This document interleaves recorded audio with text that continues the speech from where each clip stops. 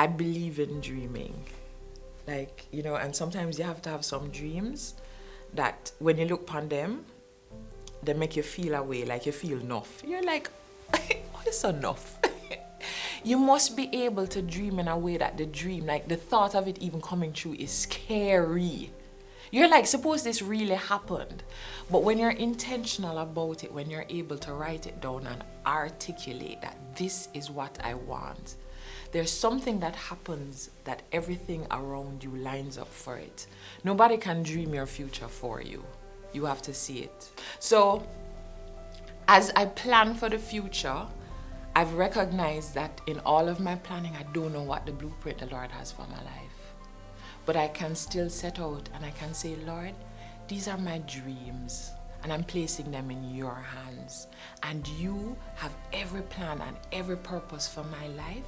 And Lord, everything I lay before you. I spent my early life in Lucky Hill, St. Mary. So I'm a St. Mary girl with my grandmother. When I came to Kingston, everybody's grandmother did name grandma, but mine did still name mama. And my grandfather, Dada.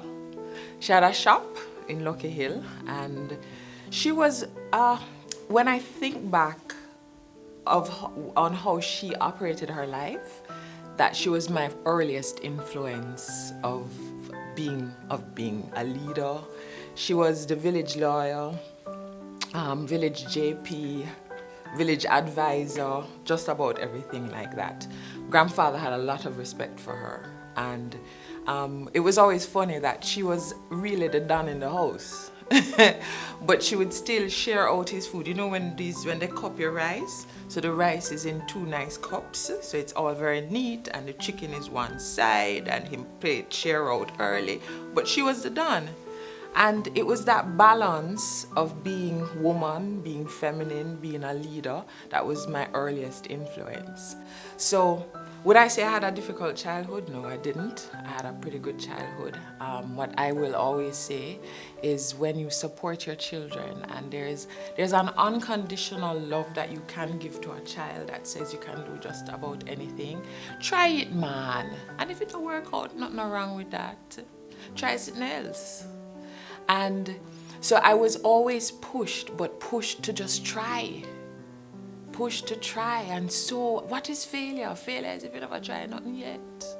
So that's how I grew up, and I think that has always been how I faced everything. So my message is that you are actually born worthy. Like you're born whole and perfect. You are fearfully and wonderfully made. And I always say Jamaica, we don't really talk about the I am, we talk about the me is. Cause I'm hungry, I'm tired, my head hurt me. So me is perfect. And that's what I tell young women. That's what I tell, I've made mistakes. I have looked back at choices and thought, it was a bad idea. But it was just a learning experience, because everything in life is preparing you. Everything is a preparation. You have to bloom where you're planted, but you also need where you're going to be replanted somewhere else to be open to it. And any voice in your head that's not saying that you are currently worthy and fearfully, wonderfully made, you have to shut that voice out. And no matter how, I can say to people, I can say to women all the time, you're amazing. Girl, you look good in you. You're so bright. But you see, if you don't believe it, because that voice is in your head, you have to believe it. And sometimes you have these conversations with God, you're like, Lord, I'm at a weak moment, now I'm going to need your help. And then when things are all going right, you're like, I got this. Thank you. I'm going to take over now. And then it all goes wrong and you're like, Lord, like you did say, that it ain't gonna work out. You couldn't stop me. And I'm like, God, I cannot figure this out. I can't. I'm going to admit it, that I'm going to need not a little piece of help, like I needed to take over. I'm going to need complete intervention. So I say to people too that there was a point in my life that I learned that I was not that bright. That I was bright enough, But if I trusted the Lord for guidance and wisdom, that's when it all happened. And it really has been an interesting journey. I have learned too that in my own places of influence, I can minister. I have learned that